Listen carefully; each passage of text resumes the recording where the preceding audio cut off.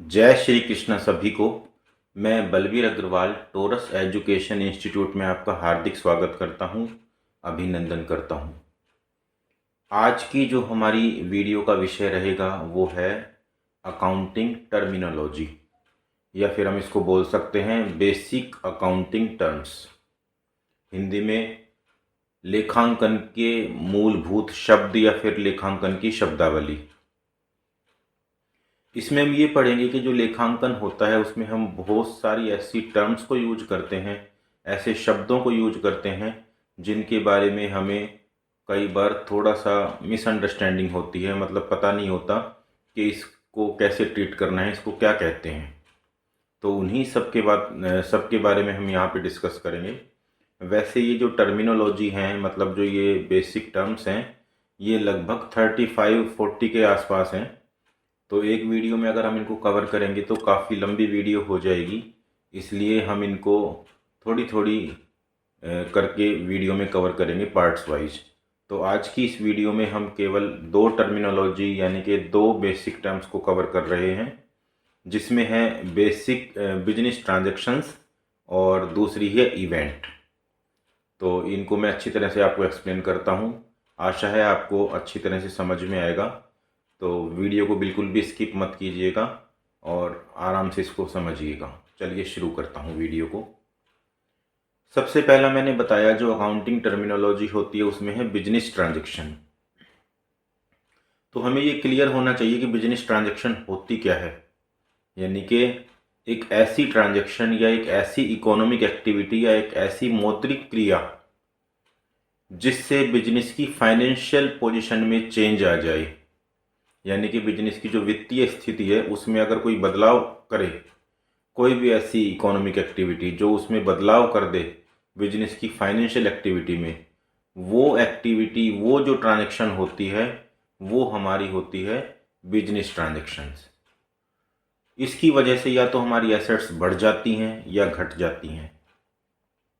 इसी तरह से या तो लायबिलिटीज बढ़ जाती हैं या घट जाती हैं, या कैपिटल में कोई ना कोई चेंज जरूर आ जाता है।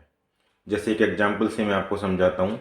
मान लीजिए किसी व्यक्ति ने एक बिजनेस शुरू किया और उसमें उसने 5 लाख रुपए की कैपिटल इन्वेस्ट की, मतलब शुरू में उसने 5 लाख रुपए लगाए। तो इससे बिजनेस में चेंज क्या आया कि बिजनेस में 5 लाख रुपए आ गए और कैपिटल भी 5 लाख रुपए से बढ़ गई। अब उसने मान लो थोड़े दिन बाद या कुछ समय बाद उसने क्या किया कि उसमें से कुछ रुपए का सामान खरीद लिया।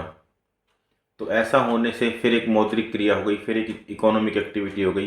तो ऐसा होने से जो बिजनेस का कैश है वो कम हो गया और बिजनेस में स्टॉक बढ़ गया, मतलब माल आ गया। तो या मान लो उसने फर्नीचर परचेज कर लिया, तो फर्नीचर प्लस हो गया और कैश माइनस हो गया अगर कैश में परचेज किया है तो। और अगर उधार में परचेज किया है तो फर्नीचर प्लस हो गया, या फिर माल खरीदा है तो माल प्लस हो गया और लायबिलिटी प्लस हो गई, मतलब लायबिलिटी बढ़ गई क्योंकि ये पैसा बाद में देना पड़ेगा। तो मैं ये समझाना चाह रहा हूँ आपको, जो बिजनेस ट्रांजैक्शन है हमारी, उसमें कोई भी ऐसी मौद्रिक एक्टिविटीज या इकोनॉमिक एक्टिविटीज जिसकी वजह से बिजनेस की फाइनेंशियल पोजीशन में चेंज आ जाए, या तो बिजनेस की एसेट्स बढ़ जाएं या घट जाएं, या लायबिलिटीज बढ़ जाएं या घट जाएं, या कैपिटल में किसी तरह का कोई चेंज आ जाए, तो उस ट्रांजैक्शन को हम बिजनेस ट्रांजैक्शन कहते हैं। इसकी जो फीचर्स हैं बिजनेस ट्रांजैक्शंस के, वो मैं आपको वन बाय वन डिस्कस करता हूँ। पहला फीचर है it involves business activity not a social activity. मतलब बिजनेस जो ट्रांजैक्शन है उसमें केवल बिजनेस एक्टिविटी होनी चाहिए, कोई सोशल एक्टिविटीज उसमें इंक्लूड नहीं है। जैसे मान लीजिए मैंने बिजनेस के लिए माल खरीदा है, बिजनेस का ही मैंने माल सेल किया है, मैंने अपने कर्मचारियों को सैलरी दी है, मैंने कोई पैसा उधार ले रखा था बैंक से या कहीं किसी फाइनेंशियल इंस्टीट्यूशन से, उसके पैसे पर मैंने ब्याज पे किया है, मैंने अपने गोडाउन का रेंट पे किया है। तो ये जितनी भी एक्टिविटीज हुई हैं ये सारी की सारी बिजनेस से रिलेटेड हैं।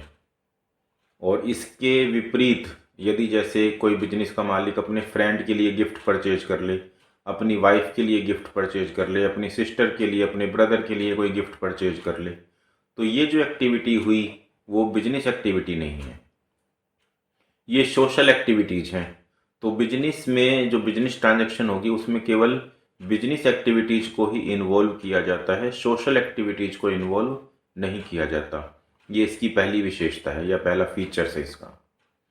दूसरी इसकी विशेषता है ट्रांजैक्शंस में be classified into the two types. जो ट्रांजैक्शंस होंगी बिजनेस की वो दो टाइप्स में हम क्लासिफाई करते हैं, एक एक्सटर्नल और एक इंटरनल। एक्सटर्नल का मतलब है कि एक बिजनेस किसी दूसरे बिजनेस से इंटरलिंक्ड है।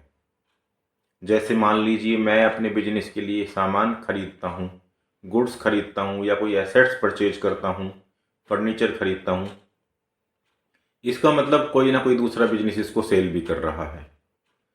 तो एक मेरा बिजनेस और एक दूसरा बिजनेस जिससे मैंने खरीदा है, हम दोनों बिजनेस आपस में कनेक्टेड हुए, तो ये हमारी जो एक्टिविटी हुई आपस में वो एक्सटर्नल एक्टिविटी हुई। मतलब जब अपना बिजनेस यानी कि हमारा बिजनेस किसी दूसरे बिजनेस के साथ एक्टिविटी करता है तो ये कहलाती है एक्सटर्नल एक्टिविटी। और दूसरी मैंने बताई आपको इंटरनल एक्टिविटी। इंटरनल एक्टिविटी में क्या होता है कि हमारा बिजनेस हमारे साथ ही एक्टिविटी करता है, किसी दूसरे बिजनेस के साथ एक्टिविटी नहीं करता, तो ये होती है इंटरनल एक्टिविटी। अब इसको भी मैं एग्जांपल से समझाता हूँ। मान लीजिए हमने जो एसेट्स परचेज की है अभी किसी दूसरे बिजनेस से, उस एसेट्स पे हमें डेप्रिसिएशन लगानी है।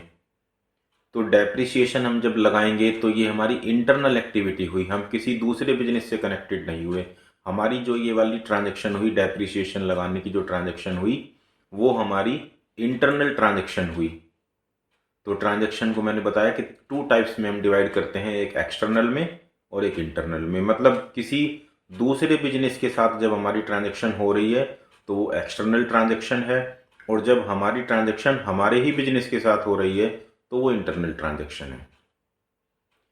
तीसरी जो इसकी विशेषता है वो है it result in A change in the financial position. मतलब बिजनेस में जितनी भी ट्रांजैक्शंस होंगी उनसे रिजल्ट क्या निकलेगा कि आपकी फाइनेंशियल पोजीशन में जरूर चेंज आएगा। चाहे वो चेंज किसी भी प्रकार का हो, मतलब एसेट्स बढ़ सकती है, एसेट्स घट सकती है, लाइबिलिटी बढ़ सकती है, लाइबिलिटी घट सकती है, कैपिटल बढ़ सकती है, कैपिटल घट सकती है, किसी ना किसी तरह का चेंज जरूर आएगा। एक एग्जांपल से समझाता हूँ। मान लीजिए हमने अपने बिजनेस में शुरू में पैसा लगाया, मतलब जिसको कैपिटल बोलते हैं, हमने अपने बिजनेस में कैपिटल लगाई, तो उससे हमारा कैश बढ़ गया, हमारी कैपिटल बढ़ गई। मतलब एक तरफ हमारी एसेट्स बढ़ गई कैश, और एक तरफ हमारी लाइबिलिटीज का पोर्शन कैपिटल बढ़ गई। अब हमने इसमें से कुछ रुपए का एक फर्नीचर परचेज कर लिया कैश में, तो इससे क्या हुआ, हमारा फर्नीचर बढ़ गया, मतलब एक एसेट्स बढ़ गई, और एक कैश कम हो गया, दूसरी एसेट्स घट गई। तो फाइनेंशियल पोजीशन में फिर चेंज आ गया, मतलब एक चीज़ बढ़ गई, एक एसेट्स बढ़ गई, दूसरी एसेट्स घट गई। या मान लीजिए हमारी कोई लाइबिलिटी थी जिसकी हमने पेमेंट कर दी, तो इससे हमारी लाइबिलिटी घट गई और हमारा कैश भी घट गया। मतलब यहाँ पे लाइबिलिटी भी कम हो गई और कैश भी कम हो गया, एसेट्स भी कम हो गई। तो फाइनेंशियल पोजीशन में किसी भी प्रकार का चेंज हो सकता है, चाहे एसेट्स बढ़े या घटे, लाइबिलिटी बढ़े या घटे, कैपिटल बढ़े या घटे, मतलब चेंज जरूर होता है, बट जो भी बिजनेस ट्रांजैक्शन होती है उसकी वजह से। चौथी जो इसकी विशेषता है बिजनेस ट्रांजैक्शन की वो है the change must be expressed in the terms of money. मतलब जो भी इसमें चेंज हो रहा है फाइनेंशियल पोजीशन में वो आपका मनी में मेजर होता है, उसी को हम रिकॉर्ड करते हैं। जो मनी में मेजर नहीं हो पाता उसको हम रिकॉर्ड नहीं कर पाते। जैसे फॉर एग्जांपल मान लीजिए आपके बिजनेस में कभी कोई फायर आग लग गई और उस वजह से कोई नुकसान हो गया, तो हम इसको मनी में मेजर कर पाएंगे कि जहाँ पे आग लगी थी वहाँ पे कितने रुपए का सामान रखा हुआ था और कितने रुपए के सामान में आग लग गई जिससे हमें नुकसान हो गया। या चोरी हो गई, तो इनको हम मनी में मेजर कर पा रहे हैं कि ये जो नुकसान हुआ वो मनी में मेजर है और इसको हम लिख पाएंगे। या हमने किसी को रेंट पे किया, किसी को सैलरी पे की, किसी को कमीशन पे किया, ये सारी मनी में मेजरमेंट हैं, तो इनको हम आराम से अपने बिजनेस में लिख पाएंगे, ये बिजनेस की ट्रांजैक्शन हुई। परंतु कुछ ट्रांजैक्शंस ऐसी होती हैं जो बिजनेस पे इफेक्ट तो डालती हैं, परंतु वो मनी में मेजर नहीं हो सकती, इस वजह से हम उनको लिख नहीं पाते। जैसे मान लीजिए आपके बिजनेस से कोई एक एफिशिएंट एम्प्लॉय छोड़कर चला जाता है, तो उसके जाने की वजह से भी बिजनेस को नुकसान होता है, क्योंकि उसकी कुशलता की वजह से बिजनेस अच्छा काम कर रहा था, अच्छा प्रॉफिट कमा रहा था। अब वो छोड़कर चला गया, कोई दूसरा व्यक्ति उसकी जगह पे आ गया जिसको उतनी नॉलेज नहीं है जितनी उसको थी, तो इस वजह से बिजनेस में नुकसान हो रहा है, परंतु हम इसको क्लास मतलब कैलकुलेट नहीं कर पा रहे हैं कि ये नुकसान कितने रुपए का हुआ, इस वजह से हम इसको नहीं लिख पाएंगे। इसी तरह से मान लो कोई कर्मचारी के बीच में आपस में झगड़ा हो जाए, झगड़ा होने की वजह से भी नुकसान होता है, क्योंकि दूसरों के सामने हमारी पोजीशन थोड़ी सी डाउन लगती है उससे। तो ये जो नुकसान हुआ हमें झगड़े की वजह से, उसको भी हम मनी में मेजर नहीं कर पाते, इस वजह से इसको भी हम नहीं लिख पाते। कहने का मतलब ये है कि हम केवल बिजनेस ट्रांजैक्शंस उन्हीं को ही लिख पाते हैं जिनको हम मनी में मेजर कर पाएँ, जो मैंने अभी आपको पहले एग्जांपल दिए। तो ये बिजनेस ट्रांजैक्शन मैंने आपको कंप्लीट समझाई, एक बार इसको थोड़ा समरी और बता देता हूँ। बिजनेस ट्रांजैक्शन वो ट्रांजैक्शन होती है जो आपकी फाइनेंशियल पोजीशन में किसी भी प्रकार से कोई भी चेंज करती है, कोई एसेट्स बढ़ाए या फिर घटाए, लायबिलिटी बढ़ाए या घटाए, और कैपिटल को बढ़ाए या घटाए, वो बिजनेस ट्रांजैक्शन है, जिसकी मैंने आपको 4 विशेषताएं भी बताई वन बाय वन करके। दूसरी जो हमारी अकाउंटिंग की टर्मिनोलॉजी है या बेसिक अकाउंटिंग की जो टर्म है वो है इवेंट। इवेंट क्या होता है कि जो बिजनेस ट्रांजैक्शन हमारी हुई उससे जो रिजल्ट निकल के आया वो इवेंट है। मतलब जो बिजनेस में हमने ट्रांजैक्शन की उससे जो रिजल्ट आया वो हमारा इवेंट है। जैसे फॉर एग्जांपल आपको समझाता हूँ, मान लीजिए हमने बिजनेस में कैपिटल लगाई, ये हमारी ट्रांजैक्शन हुई। कैपिटल से हमने जो पैसा आया उससे हमने माल खरीदा बेचने के लिए, ये भी हमारी ट्रांजैक्शन है। उसके बाद जो खरीदा हुआ माल था उसमें से हमने माल बेचा, ये भी हमारी ट्रांजैक्शन है। परंतु जो रिजल्ट निकल के आएंगे, जैसे सामान बेचने से हो सकता है प्रॉफिट होगा या लॉस होगा, तो एक रिजल्ट निकल के आएगा ये वाला। सामान बेचेंगे तो हमारा स्टॉक कम हो जाएगा, हमारा सामान कम हो जाएगा, तो इससे भी हमारे ये भी जो हमारी हुई वो इवेंट हुई, मतलब एक रिजल्ट निकल के आया कि हमारा सामान घट गया। तीसरी है हमारी जो कैपिटल है, प्रॉफिट होगा तो कैपिटल बढ़ेगी, क्योंकि कैपिटल में प्रॉफिट को हम प्लस करते हैं, और अगर लॉस होगा तो कैपिटल माइनस कम हो जाएगी, क्योंकि हम कैपिटल में से लॉस को घटाते हैं। तो इस वजह से हमारी कैपिटल में भी चेंज आएगा, तो ये भी हमारी इवेंट हुई। मतलब जो हमने बिजनेस में पैसा लगाया था, बिजनेस में सामान उस पैसे से खरीदा था, उस खरीदे हुए सामान को हमने सेल किया था, ये सारी हमारी बिजनेस की ट्रांजैक्शन थी। परंतु जो रिजल्ट निकला, प्रॉफिट हुआ या स्टॉक में चेंज हुआ या कैपिटल में चेंज हुआ, ये सारी इवेंट हैं। एक और एग्जाम्पल के साथ में फिगर के साथ समझाता हूँ आपको। जैसे मान लीजिए हमने बिजनेस में 10 लाख रुपए कैपिटल इन्वेस्ट की और हमने 8 लाख रुपए का उससे सामान परचेज कर लिया। 2 लाख रुपए हमारे पास अभी कैश बचा हुआ है। अब हमने इस 8 लाख रुपए के सामान में से 75% सामान, यानी कि 6 लाख रुपए का सामान हमने सेल कर दिया 6,50,000 रुपए में। तो 6 लाख रुपए का सामान 6,50,000 रुपए में सेल किया, इसका मतलब जो 50,000 रुपए का हमें प्रॉफिट हुआ वो हमारी इवेंट है।